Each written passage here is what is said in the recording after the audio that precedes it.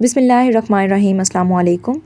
تراویح یا تہجد، غالباً سب سے پہلے علامہ ابن جوزی نے نماز تراویح کو نماز تہجد کی صورت میں قرار دیا تھا، مگر ان کی اس رائے کو امت مسلمہ میں پذیرائی حاصل نہ ہوئی۔ تراویح کی نماز شروع ہی سے نصف شب سے پہلے کی نماز چلی آ رہی ہے، جبکہ نماز تہجد نصف شب سے بعد رات کے تیسرے پہر کی نماز ہے۔ تراویح کے لفظی معنی وہ کام ہے جو شام کے وقت کیا جائے۔ نماز تہجد کے بارے میں سورہ اسراء میں ارشاد ہے، ترجمہ: اور رات کے دوران نماز کے لیے بیداری اختیار کر۔ پیر زائد نماز، نفل نماز صرف آپ کے لیے ہے۔ شاہ ولی اللہ نے اس کا ترجمہ یوں کیا ہے، وہ بعض شب بیدار، بعض شب قرآن شب ہیزی، یعنی رات کے دوران قرآن شب ہیزی میں بیدار رہ، پھر تہجد صرف جناب رسول پاک صلی اللہ علیہ وآلہ وسلم پر فرض ہے، امتیوں پر نہیں۔ اگر نماز تراویح تہجد ہی کی صورت میں ہوتی تو جناب رسول پاک صلی اللہ علیہ وآلہ وسلم واضح الفاظ میں فرما دیتے کہ رمضان المبارک کے دوران تہجد کی نماز پڑھو، اور صحابہ کرام سے عشاء کے بعد ادا نہ کرتے۔ نماز تہجد کے بارے میں زیادہ تر ہی سمجھا گیا ہے کہ یہ بندے اور اس کے رب کے درمیان خاص راز و نیاز کی نماز ہے۔ سبحان اللہ!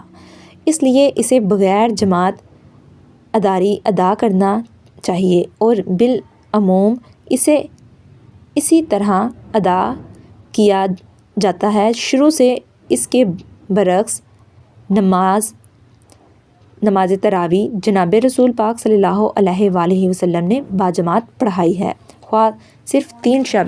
اس سے بھی ان دونوں نمازوں کا فرق ظاہر ہے۔ امت مسلمہ میں تراویح کی موجودہ صورت رائج ہے، یہی بہترین صورت ہے۔ تراویح باجماعت پڑھی جاتی ہے اور اس کے لیے نظیر موجود ہے۔ تراویح کے دوران قرآن پاک ختم کیا جاتا ہے اور اس کی بھی نظیر موجود ہے۔ رمضان المبارک کے دوران جبریل امین علیہ السلام حضور اکرم صلی اللہ علیہ وآلہ وسلم کی خدمت میں ہر شب باقاعدہ حاضری دیتے، اور اس مہینے میں حضور صلی اللہ علیہ وآلہ وسلم سے مل کر قرآن پاک کا دور مکمل کرتے۔ رہا مسئلہ شب قرآن پاک سوا پارہ پڑھنے کا، تو یہ انتظام سہولت کے لیے کر لیا گیا ہے۔ وہ لوگ جو کہتے ہیں کہ مقرر کر کے عبادت کرنا، مثلاً موجودہ صورت میں مقرر کر دینا کہ ہر رات سوا پارہ قرآن پاک پڑھ لیا جائے، بدعت ہے۔ وہ بھی تراویح میں قرآن پاک پڑھنے کی موجودہ صورت کو بدعت نہیں کہتے۔ اس طرح رمضان المبارک کے آخری عشرے میں 3 یا اس سے کم و بیش راتوں میں قرآن پاک مکمل کرنے کے لیے منعقد کرنے کا جو طریقہ چل نکلا ہے، اسے بھی کوئی کڑ سے کڑ بدعت نہیں کہتا، حالانکہ دور اول میں اس کی کوئی نظیر نہیں یا مثال نہیں ملتی۔ رہا سوال بعض مساجد میں ہر 4 تراویح کے بعد اس سے قبل قرآن پاک کی تلاوت کی گئی آیات کا ترجمہ سنایا جاتا ہے، تو یہ اچھی بات ہے، پھر اس میں کوئی زبردستی نہیں۔ جو چاہے ایسی مساجد میں جائے، جو چاہے نہ جائے۔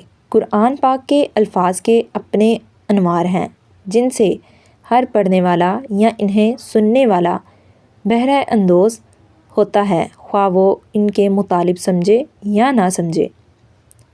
جو لوگ تراویح کے دوران قرآن پاک سنتے ہیں، وہ یقیناً ان انوار الہی کی برکات سے بہرہ اندوز ہوتے ہیں۔ سبحان اللہ! امید ہے آپ کو یہ ویڈیو پسند آئی ہوگی۔ ویڈیو اچھی لگے ویڈیو کو لائک، شیئر اور چینل کو سبسکرائب کرنا مت بھولیں۔ ملتے ہیں نیکسٹ ایسی ہی ویڈیو میں، تب تک کے لیے اللہ حافظ۔